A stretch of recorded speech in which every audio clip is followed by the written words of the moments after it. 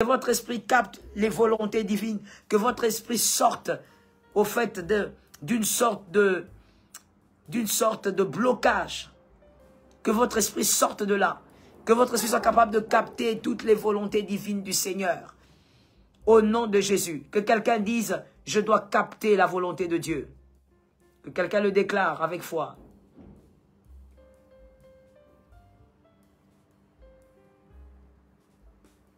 Que quelqu'un le dise avec foi. Que quelqu'un le déclare avec foi. Au nom de Jésus. Que ton esprit sorte de ce blocage. Il y a des personnes, l'esprit de la révélation se déploie. Le Saint-Esprit, par sa souveraineté, il manifeste ses grâces et il parle. Mais vous n'entendez rien, mon frère. Vous n'entendez rien, vous ne captez rien, vous ne recevez rien. Trouvez-vous ces choses normales? Ce n'est pas normal. Vous devez capter la volonté de Dieu. Vous devez capter la pensée de Dieu. Vous devez capter ce qui émane de Dieu. Parce que la révélation sauve. La révélation permet de marcher dans la lumière. Il est la lumière sur notre sentier. Il est la lampe à nos pieds plutôt. Et la lumière sur notre sentier. La lumière, ça veut dire vous avancez, vous êtes éclairé. C'est ça la révélation. Sortez donc de ce blocage spirituel. Il faut briser l'autel de Baal avant d'évoluer, même quand on a des promesses. Même quand on a dit de toi, vaillant héros. On a dit de toi, vaillante héroïne. Ma sœur, si tu ne brises pas les interdits, c'est-à-dire que si tu ne sors pas plutôt les interdits du milieu de toi, du milieu de vous, tu vas tourner en rond avec tes promesses. Tu vas commencer à les énumérer. Tu vas commencer à les citer. 2023, tu cites première promesse, deuxième promesse, quatrième, dixième. Tu vas les citer. Mais tu sais c'est quoi la vérité? Quelle est la vérité? C'est qu'il y a l'autel que tu n'as pas brisé. Oh, Dieu peut te donner des promesses. Il te révèle qui tu es. Mais il veut aussi que tu saches qu'il y a des autels à renverser. Si tu ne les renverses pas, tu seras un homme bourré de promesses et tu ne vivras rien. Et donc, il faut les briser. Commençons par le premier autel, l'autel du sang. L'autel du sang. On a parlé de l'autel du sang. Quelqu'un m'a écrit l'autel du sang. Pour permettre aux autres qui vont suivre plus tard de comprendre un peu de quoi on parle et d'évoluer avec nous. Donc, on est tous d'accord que ce soir, nous brisons ces autels. In the name of Jesus. Nous brisons ces autels par la puissance de Jésus. Depuis Paris, il faut briser ça.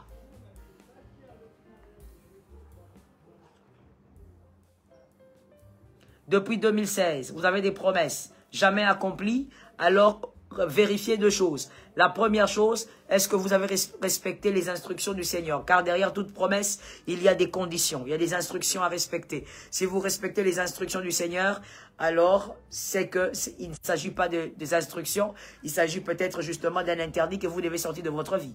Alors, on était en train de dire, premier autel, l'autel du sang. L'autel du sang. On avait dit que l'autel du sang réclamait la mort, la maladie, selon Deutéronome 22:2. Alors, face à l'autel du sang, ce que vous devez faire, c'est invoquer aussi le sang de l'alliance. Que le sang de Jésus puisse briser. Le sang répond au sang. Le sang répond au sang. Le sang d'Abel est en train de crier, c'est le sang du juste.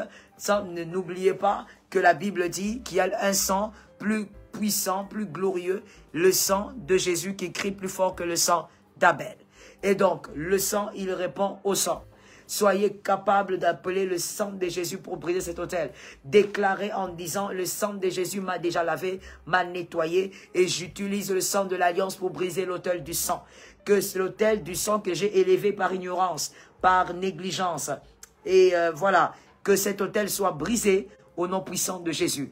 Vous déclarez le sang sur l'autel du sang, afin que le sang arrête de parler sur vous, et que le sang de Jésus qui crie plus fort, que le sang de tout homme puisse crier plus fort que le sang qui vous réclame sur cet autel, et que cet autel soit renversé, brisé, détruit.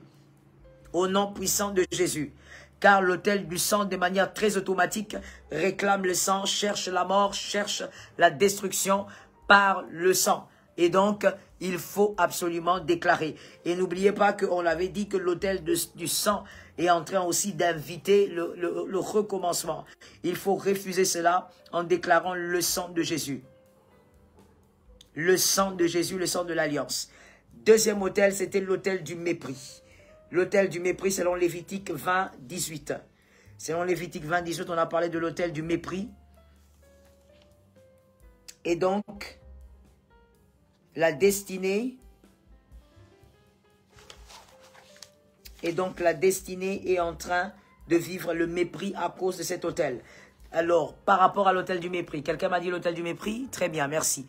Par rapport à l'autel du mépris, on le détruit en déclarant ce que le Christ a fait pour vous à la croix. Le Christ s'est déshabillé pour que vous ne soyez pas déshabillés.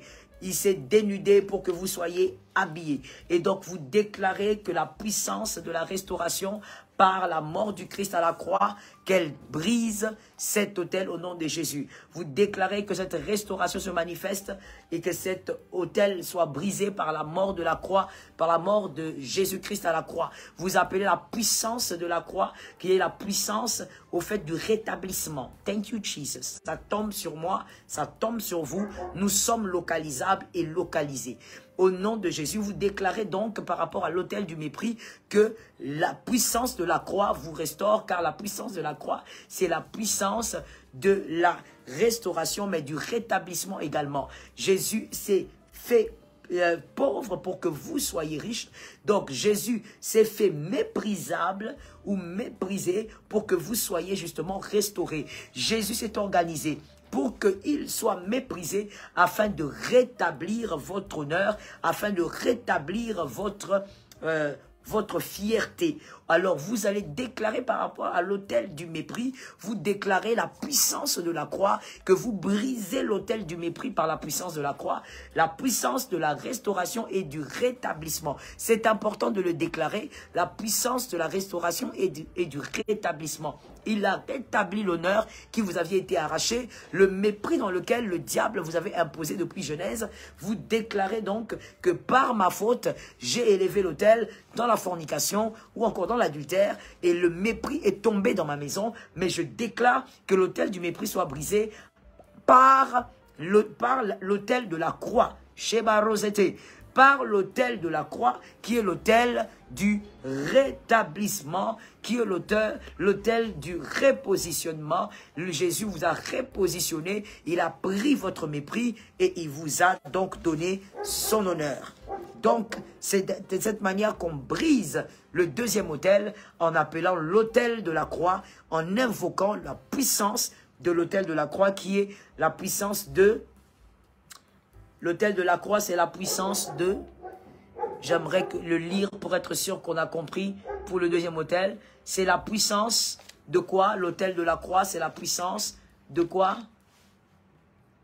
L'autel de la croix, c'est la puissance de quoi? Oui, de la restauration, mais bien plus encore. L'autel de la croix, c'est l'autel... de la restauration et du rétablissement. C'est important. C'est important de noter le rétablissement. Parce que la restauration, c'est bien, c'est quelque chose que Dieu restaure, fait revivre. Mais le rétablissement, c'est important. Parce que là, il a pris votre honte et il vous a donné l'honneur. Et donc, le mépris qui est entré par votre faute, cet autel du mépris se brise par l'autel du rétablissement. Très bien fait. Troisième autel. Troisième autel, c'était l'autel. Troisième autel, est-ce qu'on le prophétise convenablement? On peut bien sûr le finir si on est assez rapide. Troisième autel, c'était l'autel. L'infidélité, voilà, l'autel de l'infidélité. Cet autel de l'infidélité très dangereux. Cet autel de l'infidélité qui s'impose et qui cherche même à s'imposer dans les générations à venir, qui cherche aussi à capturer les enfants afin qu'ils fassent la même chose. Cet autel qui impose toujours le recommencement, que ce qui a été revienne. C'est cet autel d'infidélité qui cherchera à imposer ce qui a été, que ce qui a été revienne dans une autre génération, que donc cette infidélité se manifeste et vous verrez cette infidélité se répéter, mais de manière amplifiée comme on l'avait dit. Oh, pour le troisième autel, Rosa Machaka, il faut faire deux choses. La première chose, c'est que vous devez oindre les enfants si vous avez les enfants. Prenez l'huile bénissez cette huile vous-même, déclarez que c'est l'onction de Jésus, que l'onction brise le joug, déclarez que la puissance de Jésus passe au travers de cette huile. J'espère que vous écrivez la solution. La puissance de Jésus passe au travers de cette huile, comme dans le temps des apôtres, les linges des apôtres avaient l'onction des apôtres, ceux qui le touchaient avaient leur onction. On pouvait prendre un linge, mettre sur le corps des apôtres et aller le mettre sur les malades et les malades guérissaient. C'est juste un point de contact qui peut donc saisir aussi une onction.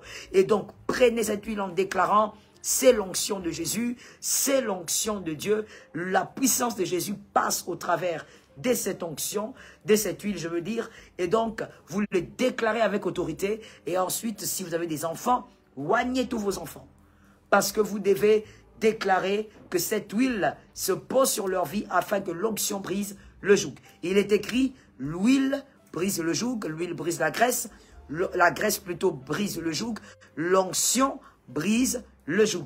Donc il est important de bien poser cette huile sur la tête de tous vos enfants. Si évidemment vous avez commis cet adultère, les enfants étaient déjà là, ou encore si vous avez forniqué et vous avez déjà un enfant, tout en forniquant, vous avez déjà fait un enfant ou deux, alors il faut oindre les enfants présents et déclarer que ce qui a été ne reviendra pas. Rosata Mosata. Vous déclarez sur les enfants: ce qui a été ne recommencera pas, ne reviendra pas. Il faut le déclarer, vous le dites. Ne dites pas aux enfants en imposant la main aux enfants, vous parents, ne dites pas: l'infidélité qui a été ne reviendra pas. Non, non, non, il ne faut pas dire des choses comme ça, les enfants ont des oreilles. Les enfants vont écouter. Il ne faut pas créer quelque chose dans les cœurs des enfants. Il y a des choses que les enfants ne doivent pas écouter, ok? C'est malséant.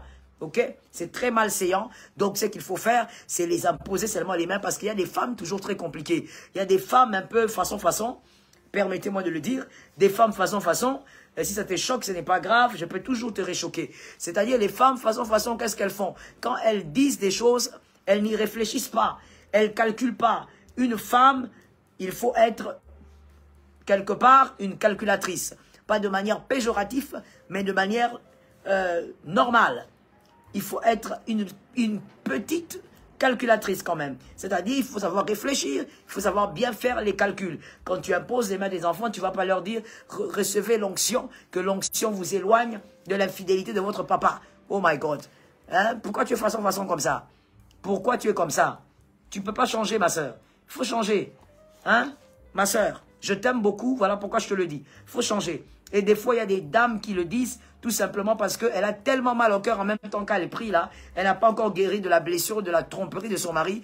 Donc, elle a tellement mal au cœur. Alors, elle impose les mains aux enfants. Elle dit: la tromperie là de votre papa, l'infidélité de votre papa là, que ça ne vous atteigne pas. Et son infidélité, c'est bizarre. Il a vraiment frisé la limite. Et là, les enfants ont les oreilles ouvertes en train d'écouter: oh là là, c'est pas possible. Donc, papa, il est infidèle. Donc, papa, il attrape tout ce qui bouge. Donc, papa, il est derrière les jupons. Et maman, elle le dit parce que elle est blessée.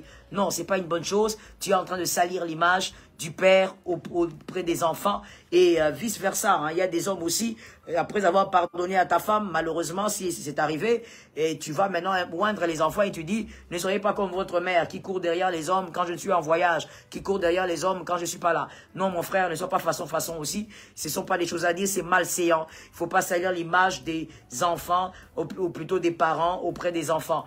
Tu as la responsabilité en tant que père, en tant que mère, de toujours garder la bonne image de ton mari, de ta femme envers les enfants. C'est ta responsabilité. Parce que tu vois, cet homme-là, c'est toi qui l'avais choisi. Cette femme-là, c'est toi qui l'avais choisi. Les enfants n'ont pas choisi de vous voir ensemble. Donc, c'était votre choix. Et vous avez eu les fruits de votre amour. Ce sont les enfants. Donc, épargnez les enfants de vos déboires, épargnez les enfants de vos problèmes de cœur, épargnez les enfants de vos infidélités, épargnez-les. Alors, ils ont donc, ils méritent, c'est ça que je veux dire, ils méritent, ces enfants-là donc, d'avoir une bonne image d'un père, une bonne image d'une mère. Donc, c'est à la mère et au père de veiller sur le fait que les enfants doivent toujours avoir une très bonne image de leurs parents. Parce que n'oubliez pas que ça a un effet psychologique sur les enfants. Il ne faudrait pas que les enfants grandissent en ayant des sales images, parce qu'en grandissant, eux aussi risquent non seulement de reproduire, mais ils risquent d'être des enfants révoltés. En ayant une très mauvaise image d'un père, le garçon ou la fille peut être une personne très révoltée. J'ai vu aussi des garçons devenir très hypocrites parce qu'ils avaient une très mauvaise image de leur mère. Ça a développé au fait en ce garçon-là une hypocrisie qui ne dit pas son nom. Et le garçon est devenu tellement hypocrite, il a grandi hypocrite et même il est devenu un mari hypocrite. Il a beaucoup de qualités, mais le seul problème de ces garçons, c'est qu'il est très hypocrite. Alors, allez imaginer pourquoi il est devenu comme ça, pas parce qu'il y avait quelqu'un derrière lui qui avait fait un mal quelconque, mais parce que en fait, le garçon avait une très mauvaise image depuis tout petit de sa mère. Le papa était tout le temps en train de dépiécer l'image de la mère devant le garçon pour un peu s'amender. Vous savez comment ça se passe des fois dans certains couples. Pour se victimiser, le père se sentait obligé de toujours parler des défauts de la mère. Et donc cet enfant avait une très mauvaise image de la femme, une très mauvaise image de sa mère. Et il a grandi comme ça. Et il a développé une hypocrisie, je vous dis, qui ne dit pas son nom. Qui ne dit pas son nom. Ça veut dire que c'est le genre de Judas qui peut étonner même Judas. Je parle de Judas Iscariote, pour ceux qui lisent la Bible. Ça veut dire que c'est le genre de Judas qui, même Judas lui-même, s'il était là pour voir l'œuvre de ces garçons, Judas allait être épaté. Ça veut dire qu'il étonne même la trahison. Même la trahison est étonnée. Comment ces garçons font pour être hypocrite et traître comme ça. Ça veut dire que celui-là, il vous trahit en douce, ce qu'on appelle une trahison sous-marine. C'est-à-dire qu'il le fait de manière tellement subtile que tu ne vois même pas venir. Il peut être avec toi pendant des années, mais il a un problème profond avec toi et il veut même voir ta mort. Mais il est là. Je ne parle pas d'une histoire, je parle de quelqu'un que je connais. Il est devenu très hypocrite, mais comment? Depuis l'enfance. Depuis l'enfance. C'est-à-dire, imaginez-vous que cet homme-là, même sa propre femme, se pose la question, comment il peut... Il est même hypocrite avec sa femme. Vous pouvez imaginer ça? Comment expliquer ça? Il est même hypocrite avec sa propre femme. Ça veut dire que pour lui sortir certaines choses de sa bouche, il faut être avec lui-même pendant 4 heures du temps, vous parlez, tu insistes même pendant 4 heures pour qu'il te sorte juste une petite vérité. Pourquoi? Le problème, ça a été quoi? Le problème, ça a été qu'on a détruit l'image d'une personne qui était pour lui, je ne sais pas comment dire, une image d'une personne qui était quasiment un grand modèle. Qui était un grand modèle, qui avait une très grande place dans sa vie, au point où ça l'a détruit psychologiquement. Il ne faut pas, en tant que parent, détruire l'image de votre mari, de votre femme. Vous avez la responsabilité. Et je veux même aller plus loin. Même si malheureusement vous êtes divorcé, nous n'encourageons pas cela. La Bible ne l'encourage pas. Dieu déteste le divorce, mais ça peut arriver. Et si ça arrive, c'est trop triste. Alors faites un effort de ne pas retomber dans les mêmes erreurs. Réfléchissez bien avant de choisir votre conjoint, votre conjointe. Ne soyez pas pressés. Quand vous avez déjà été divorcé, ne soyez jamais pressés de vous engager pour le mariage. Réfléchissez bien et placez maintenant les pas sur des bases solides. Donc, j'étais en train de dire, même si vous êtes divorcé et vous vivez évidemment dans 2 endroits différents, ne salissez pas l'image du père, ne salissez pas l'image de la mère. Vous allez détruire cet enfant psychologiquement. N'oubliez pas que nos enfants, ce sont des destinés. Ils auront leur vie, ils auront leur foyer. Que quelqu'un dise, mes enfants auront leur foyer. Celui qui l'a dit reçoit triple grâce sur chaque foyer de ses enfants. Celui qui l'a dit reçoit la triple grâce sur chaque foyer de ses filles et de ses fils. Ça me localise et je suis localisable. Au nom de Jésus, par l'autorité du Saint-Esprit. Vos enfants auront leur foyer. Mes enfants auront leur foyer. Par la grâce du Saint-Esprit. Vos enfants auront leur foyer. Donc, n'oubliez pas ça. Ne vivez pas avec eux comme s'ils resteront petits, comme s'ils auront 15 ans toute leur vie, comme s'ils auront 6 ans toute leur vie. Les enfants auront leur vie à eux. Leur foyer, leurs enfants. Et donc, ne détruisez pas leur psychologie. C'est très dangereux.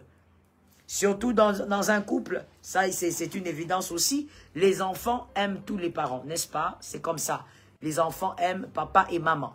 Mais sachez une chose, que dans tous les couples, entre papa et maman, il y a toujours l'un d'entre eux qui est comme un modèle très élevé pour l'un des enfants, ou pour chacun des enfants, on va dire ça. Il y a toujours l'un qui est un modèle, une marque. Au-delà d'être un modèle, c'est une marque pour l'enfant. Et les parents, vous ne devez pas ignorer ça. Ce n'est pas une guerre, il n'y a pas de guerre à prendre, ce n'est pas quelque chose de calculé, mais les enfants, ça se développe tout seul, et tout dépend aussi de ce que l'enfant a comme rêve, comme vision, comme perception de vie. Et donc l'un des parents, dans le cœur de l'enfant, va un peu subir un décalage. Il y aura un petit décalage. Il y aura donc l'un des parents qui sera je veux dire, même pas un modèle, mais comme je l'ai dit, une marque pour cet enfant. Lorsque l'enfant regardera son père ou sa mère, pour l'enfant, c'est une marque déposée. Donc, pour cet enfant, ses parents, ce parent-là, il frise la perfection. Et donc, si vous, parents, vous ignorez ça, vous risquez, à cause des problèmes que vous aurez entre vous, les amoureux, vous risquez de salir un peu l'image de ce parent qui est une marque pour l'enfant, et ça détruit psychologiquement. L'enfant ne réagira pas, l'enfant ne va pas le montrer, l'enfant ne va pas afficher une certaine déception, mais le cœur est brisé, et l'image de la personne est aussi brisée, et même sa destinée va avoir des fissures, parce que la marque de sa vie n'est pas ce que l'enfant pensait. Et ce n'est pas correct. Il faut laisser les enfants grandir avec leurs rêves, grandir avec cette image ou cette marque, la marque que l'enfant a dans son esprit par rapport à l'un des parents. Évidemment, en grandissant, tous les enfants finissent par comprendre que papa n'est pas Superman, maman n'est pas Superwoman, ou n'est pas Catwoman, comme vous voulez. Mais en tout cas, l'enfant, malgré que l'enfant réalisera en grandissant que les parents ont leurs failles, mais au moins vous n'aurez pas détruit psychologiquement cet enfant. Sa croissance émotionnelle sera normale, équilibrée. Sa croissance sentimentale sera équilibrée. Vous pourrez avoir une femme équilibrée dans son foyer et un homme aussi aimant dans son foyer, vivant l'équilibre. Donc vous voyez, ces garçons dont je parlais, qui est hypocrite jusqu'à la moelle épinière. Pourquoi? Parce qu'on a brisé quelque chose. Donc, je parlais de ça pour dire, il faut donc éviter de salir l'image. Lorsque vous allez oindre vos enfants, en brisant le quantième autel, le troisième autel, l'autel de la fidélité, la première chose à faire pour briser l'autel de la fidélité, on a dit, prenez une huile, déclarez vous-même sur ça. Vous êtes enfant de Dieu. Vous avez le pouvoir. La vie et la mort sont au bout de la langue. Nul besoin d'appeler votre pasteur. Priez vous-même. Déclarez que c'est l'onction de Dieu. L'onction de Dieu passe au travers de cette huile-là. Déclarez. L'onction de Dieu passe par cette huile pour opérer. Déclarez ces choses au nom de Jésus. Oignez vos enfants si l'un des parents a commis l'infidélité. Si vous avez commis la fornication en ayant déjà un enfant, en ayant déjà 2 enfants, en ayant déjà 3 enfants, oignez vos enfants. La première chose pour briser l'autel de l'infidélité. Si vous n'êtes pas sûr que l'un d'entre vous, parce que vous savez dans les couples, des fois c'est compliqué. Vous pouvez être là, mais vous n'êtes pas très sûr. Je vous aime aussi, madame. Vous pouvez être dans le couple là, mais vous n'êtes pas très sûr. Surtout avec les femmes sont terribles. Les femmes sont terribles. Malgré que l'ange Gabriel avait parlé à Marie, mais c'est comme si l'impact de la causerie avec le serpent là, dans le jardin d'Éden, cet impact est toujours là auprès de la femme. Vous allez voir la femme dans son couple en train de regarder son mari avec des yeux un peu bizarres. Ça veut dire, vous voyez le type de regard qui dit, tu m'as fait quelque chose toi. Le type de regard qui dit, toi tu me caches quelque chose. Ça veut dire que la femme s'est dit certainement que ce gars, il a commis l'infidélité. Bon, c'est vous qui connaissez votre mari. Je pense que il n'y a pas mieux qu'un mari pour connaître sa femme, et il n'y a pas mieux qu'une femme pour connaître son mari. Donc, même le pasteur peut se tromper, mais des fois, c'est que l'homme ressent par rapport à son couple, c'est quand même à 85% possible. Et vice-versa. C'est que la femme ressent À moins qu'elle soit une femme excessivement jalouse et une jalousie stérile, inutile, une jalousie sans cerveau. Quand c'est une jalousie sans cerveau, alors là, on ne tient pas compte de son avis. Mais quand c'est quand même une femme équilibrée, qui réfléchit et qui prie, à 85%, ce qu'elle ressent peut être vrai. Donc si tu n'es pas très sûr, bon, qu'est-ce qu'on dit? Le commun de mortels a dit quoi? Vaut mieux prévenir que guérir. Alors, au lieu même de poser la question, parce que ça va encore créer des problèmes. Si tu poses la question à ton mari, est-ce que tu as été infidèle? Oh my God, ça va allumer le feu. Si tu poses la question à ta femme, est-ce que tu as été infidèle? Tu m'as trompé. Ah, ça veut dire quoi? Qu'est-ce que tu penses? Tu crois que je suis une femme légère? Alors, vaut mieux éviter les problèmes et les feux inutiles, ok? Alors, ce qu'il faut faire, vaut mieux prévenir que guérir. Si tu penses qu'il y a quelque chose de bizarre quelque part, tu peux prendre l'huile, tu déclares, tu oins les enfants. Tu déclares seulement que ce qui a été ne revienne plus. In the name of Jesus. Fire and power. Ce qui a été, je dis amen. Merci de me bénir, j'en ai besoin. Ce qui a été ne doit plus revenir. Oui, il y a des jalousies sans cerveau. Il y a des jalousies sans cerveau. Il y a des jalousies très mal placées. Ça veut dire que vous êtes jalouse, vous êtes jaloux, mais vous avez sans cerveau. Vous êtes un homme jaloux, mais sans cerveau. Ça veut dire que avant de faire une jalousie, ok, avant de manifester une certaine jalousie, il faut aussi quand même, il ne faut pas seulement être créatif hein, ou réactive. Non. C'est-à-dire qu'il faut connaître aussi la personne qui est en face de vous. Connaissez votre femme, connaissez votre mari. Hein? Il y a des femmes pour lesquelles ça ne sert à rien d'être jaloux, ça ne sert à rien. C'est une femme qui a la tête sur ses épaules. C'est une femme qui ne trompera pas parce que tu es le plus beau des hommes, non. Mais elle ne trompera pas parce qu'elle s'aime elle-même. Elle ne peut pas se baigner dans de telles saletés, au fait. Elle s'aime. Elle a de l'amour pour elle-même, c'est tout. Elle a de l'amour pour elle-même et elle craint Dieu. Donc, juste à cause, pas juste, mais à cause de ça, elle ne peut pas. Combien de temps il faut oindre les enfants? Non, vous pouvez les oindre une seule fois. L'onction brise le joug, maman. Il faut avoir la foi. Il ne faut pas oindre les enfants pendant une semaine pour ça. Non, non, non. Il ne faut pas chauffer la tête des enfants pour rien. Vous pouvez les oindre juste une seule fois et vous déclarez que ce qui a été ne revienne plus. Voilà. Donc, comme je disais, n'ayez pas une jalousie sans cerveau. Connaissez aussi votre mari. Il y a des femmes qui jalousent leur mari. Il y a même une femme qui m'avait dit, pasteur, un mari, ça se jalouse. Qu'il soit prêtre, qu'il soit pasteur, qu'il soit charpentier, qu'il soit qui. Un mari se jalouse parce que de toutes les manières, les hommes sont tous pareils. Oh my God. Oh my God. C'est compliqué ça. Hein? C'est compliqué. Moi, j'ai toujours posé la question. Hein? J'ai toujours posé la question aux femmes. Est-ce que vous, les femmes, vous êtes toutes pareilles? J'ai toujours posé la question aux femmes. Est-ce que vous, les femmes, vous êtes toutes pareilles? C'est là où doit intervenir, au fait, le cerveau. Le cerveau, pas les émotions. Les cerveaux. C'est là que intervient le cerveau humain, créé par Dieu, extrêmement complexe. Est-ce que vous, toutes les femmes, telles que vous êtes connectées là, et celles qui ne sont pas connectées, êtes-vous pareilles? Bon, vous n'êtes pas pareilles. Pourquoi les hommes sont pareils? Vous savez, même lorsque vous avez dans votre couple eu à subir certains dégâts, même en parlant de l'infidélité, ce n'est pas parce que vous avez subi ces dégâts-là, ce n'est pas parce que votre mari a fait ces choses que tous les hommes ressemblent à votre mari. C'est là où je dis que c'est là où intervient le cerveau. Votre mari peut avoir été infidèle, mais ça ne veut pas dire que tous les hommes sont infidèles. Non. Votre mari peut être radin, mais ça ne veut pas dire que tous les hommes sont radins. C'est là où intervient le cerveau. Mais si vous voulez faire intervenir seulement les émotions, parce que vous avez vécu avec un homme qui vous a trompé, vous dites donc tous les hommes sont des trompeurs. Vous êtes trop émotionnel, le cerveau n'a pas réfléchi. Là, vous avez mis votre cerveau en mode avion. Vous avez mis votre cerveau en mode avion où votre cerveau est allé en vacances. Il ne faudrait pas que votre cerveau aille en vacances. C'était quoi la question? Mais madame, si vous pensez que vous devez oindre votre fils, ça c'est à vous de voir, maman. Parce qu'il ne faudrait pas dire que le pasteur Joël a dit que votre mari était infidèle. Non, c'est à vous de voir. Nous parlons de comment briser l'autel de l'infidélité. Si vous sentez que vous devez oindre votre fils, il faut lui mettre de l'huile pour que ce qui a été ne revienne plus.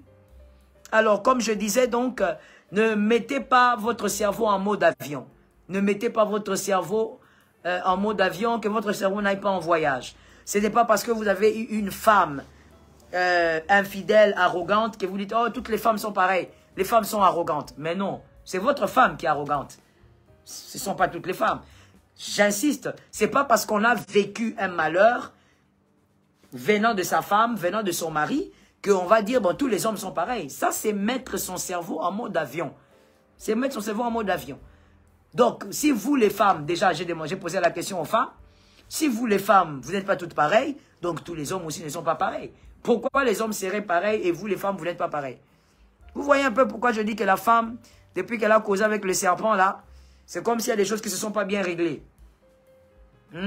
Malgré que Gabriel avait parlé à Marie, mais c'est comme s'il y a des choses qui ne se sont pas bien réglées. Pourquoi vous dites les hommes sont pareils alors que vous, les femmes, vous refusez de croire que vous êtes toutes pareilles en tant que femmes? Pourquoi? Voilà. Donc, quelque part, et puis ça, c'est le fort de la femme. Quand tu as vécu quelque chose, tu veux généraliser. Parce que justement, la femme est émotionnelle. Mais non, malgré que tu es un être émotionnel, Dieu ne t'a pas privé le cerveau. Il sait comment il t'a créé. Il t'a créé émotionnel parce que tu dois avoir le cœur de mère, le cœur d'une donneuse de vie. Mais Dieu t'a donné un cerveau, madame. Ça veut dire que même Dieu veut que tu crées l'équilibre entre la tête et ce qu'il y a dans ta poitrine. C'est-à-dire que tu dois avoir un certain équilibre. Ce n'est pas parce que tu as subi un malheur que tu dois généraliser ce malheur. Ce n'est pas parce que tu as subi des blessures que tu dois te dire ils sont comme ça. Ce n'est pas parce que tous les 5 ex que tu as eus t'ont tous blessé que tous les hommes, le mari de la voisine est comme ça. Non, non, non. Ce sont les 5 ex là qui t'ont blessé. Au fait, toi, tu as eu un problème de choix. Tu as choisi des gens qui t'ont fait des trucs un peu bizarres. Mais la voisine peut être bien heureuse avec son mari qui ne la blesse pas. Parce que cet homme n'est pas pareil que les autres. Ça veut dire qu'ils ne sont pas tous pareils. C'est que je voudrais seulement dire à un homme, à une femme, par rapport à ça, ne généralisez pas les cas parce que vous avez subi des choses. Ça, c'est mettre votre cerveau en mode avion. Il faut refuser ça. Même quand on a eu mal, même quand on a subi des choses, à un moment donné, il faut s'asseoir, mettre maintenant son cerveau mettre son cerveau en travail, réfléchir et dire, celui qui m'a fait ça, c'est lui. C'est lui qui est comme ça. Mais ce ne sont pas tous les hommes qui sont comme ça. C'est lui qui est comme ça. Mais le voisin, là, il n'est pas comme ça forcément. La voisine n'est pas forcément comme ça. C'est important que de faire aussi travailler son cerveau. Alors, on était au 3e hôtel et on était en train de dire qu'il faut oindre les enfants. Oui, maman, l'huile d'olive, si vous en avez, vous priez pour ça. Ok? Vous priez pour ça et vous déclarez. Alors, on ne va pas continuer aujourd'hui avec ce qu'il faut faire pour briser l'autel de l'infidélité. Il y a une deuxième chose à faire. On en parle demain. Connectez-vous à temps. Connectez-vous à temps demain. Et on va continuer sur la deuxième chose à faire pour briser l'autel de l'infidélité.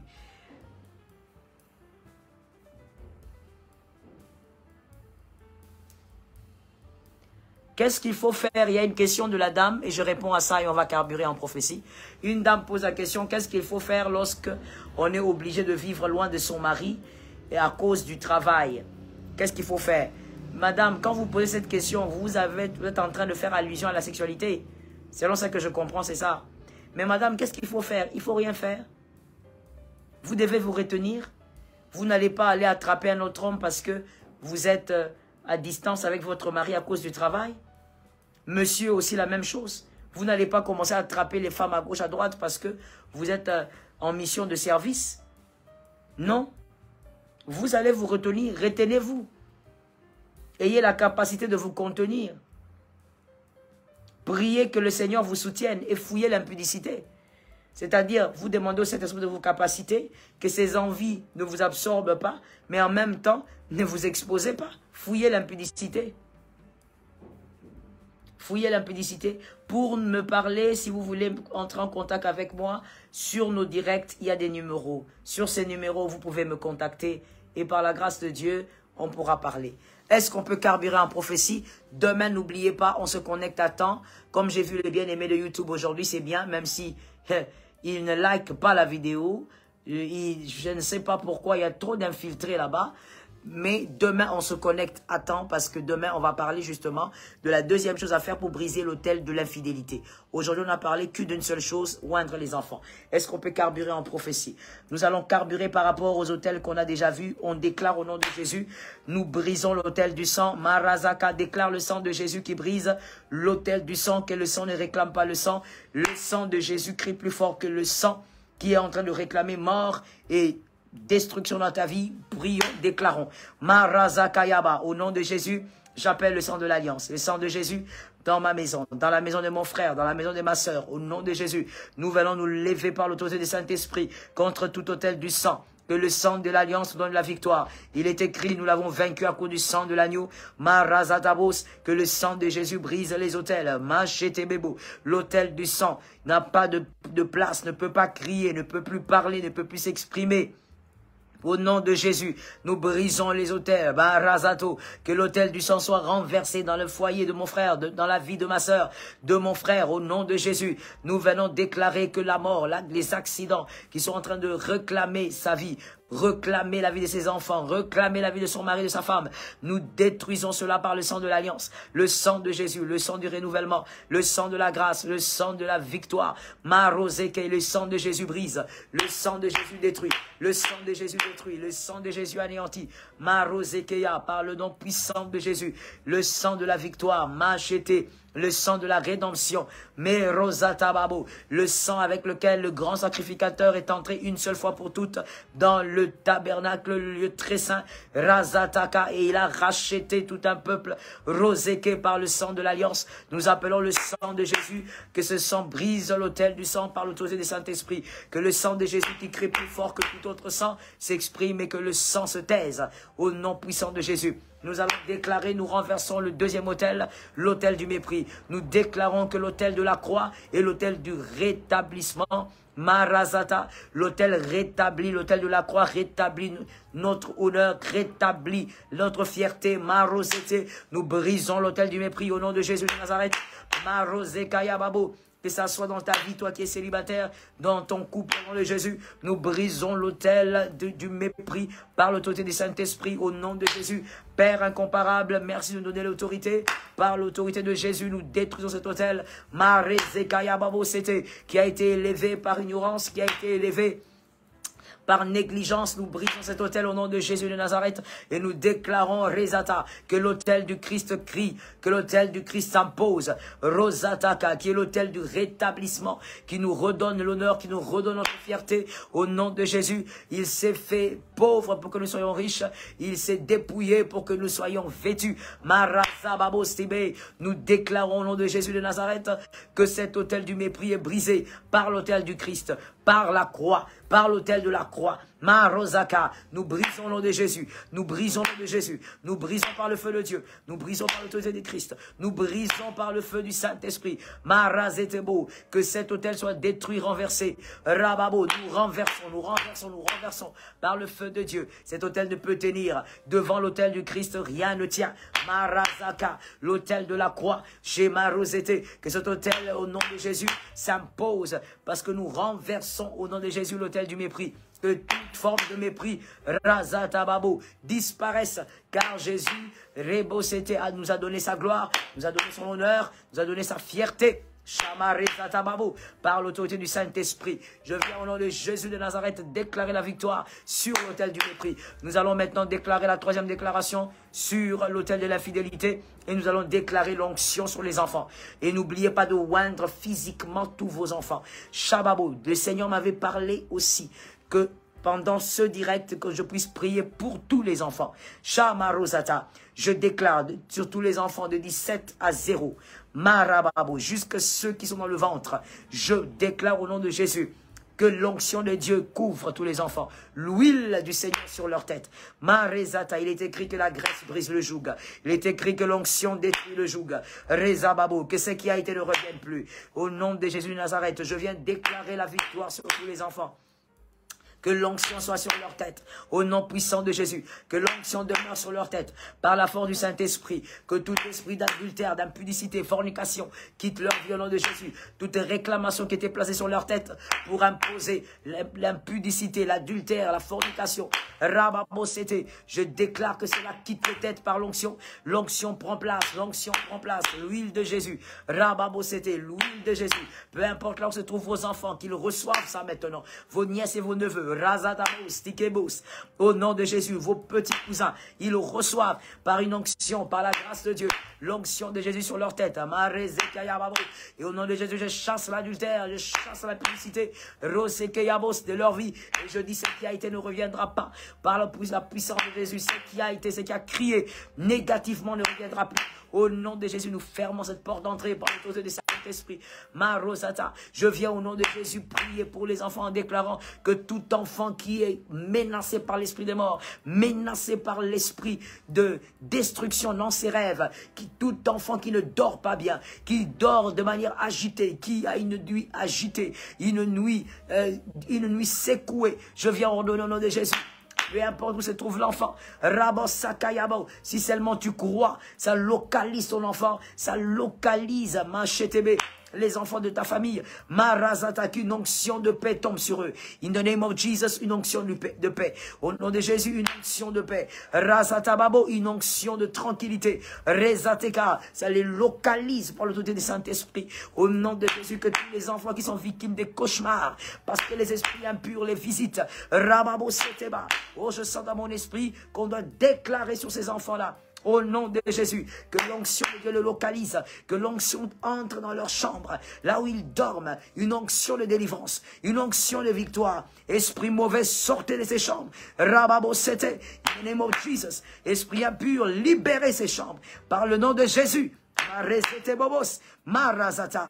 Par le feu de Dieu, nous venons imbiber cette chambre d'une onction, l'onction de grâce, l'onction de paix, au nom de Jésus, l'onction de tranquillité. Rababosete, nous chassons, nous créons le déménagement de ces esprits impurs. Tout enfant qui n'arrive pas à dormir depuis des années, cet enfant dort mal, sa nuit est agitée. Sa nuit est trouble depuis des années. J'ordonne, depuis 5 ans, depuis 7 ans, depuis 20 ans, j'ordonne que cet enfant soit libre. Rosakayaba. Que cet enfant soit libéré au nom de Jésus. Esprit impur, lâchez ce corps. Rabosete, quittez au nom de Jésus. Libérez ce corps, déménagez. Rosatayababo, le sang de Jésus dans le corps de ses enfants. Marazakayababo, le sang de Jésus dans le corps de ses enfants. Par l'autorité du Saint-Esprit, la liberté dans le corps, la liberté dans le corps, la liberté au nom de Jésus. Il est venu afin qu'elle ait brebis et la vie, et qu'elle ait la vie en abondance. Recevez cette vie, et que ça soit transmis auprès de vos enfants. Marosetebo, sortez, libérez ce corps. Par l'autorité de Jésus. Démon, quittez ce corps. Démon, libérez ce corps. Démon, quittez. Roseteba.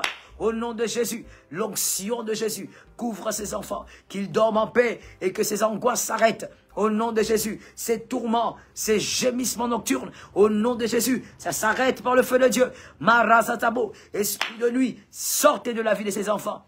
Quittez. Au nom de Jésus, esprit incube et succube, libérez la vie de ces enfants. Au nom de Jésus, vous qui venez visiter ces petites filles de 5 ans, de 10 ans, libérez, sortez, partez. Nous amenons au nom de Jésus la présence Rosata Bosti du feu de Jésus. Couvrir, barricader la chambre, couvrir la maison. Au nom de Jésus, que la chambre de l'enfant soit sécurisée. Au nom de Jésus, je déclare que toutes les chambres de vos enfants soient sécurisées par le feu.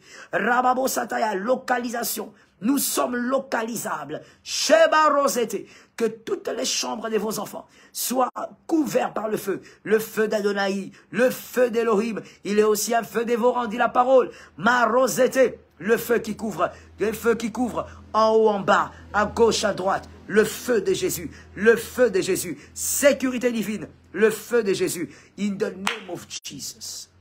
Que l'onction de Dieu demeure sur vos enfants et que la grâce de Dieu ne quitte pas vos enfants. Par l'autorité de Jésus. Quelqu'un m'a dit Amen. Le ciel nous est favorable. YouTube, on n'a pas équilibré les likes, n'est-ce pas? Vous êtes vraiment étrange. Il y a beaucoup d'infiltrés là-bas, on dirait. Facebook, well done. Même si vous êtes fatigué un peu avec les cœurs à la fin, mais well done. L'Éternel vous bénisse. Et donc, demain, on se connecte à temps. Quelqu'un m'a dit, le ciel nous est favorable. Demain, on se connecte à temps pour continuer avec justement le deuxième élément, comment briser l'autel de l'infidélité. Aujourd'hui, on n'a parlé que du premier élément, oindre les enfants. Et donc, Rabba Sakaya. Demain, on va commencer tôt, par la grâce de Dieu, que Jésus nous prête vie, pour justement carburer en prophétie et en enseignement. Rasakaya Babo. On prend le verset du jour. Alléluia. Saint-Esprit. Shamarazabos. Rosakayabas. Rasamashataya. Quelqu'un m'a dit, le ciel nous est favorable.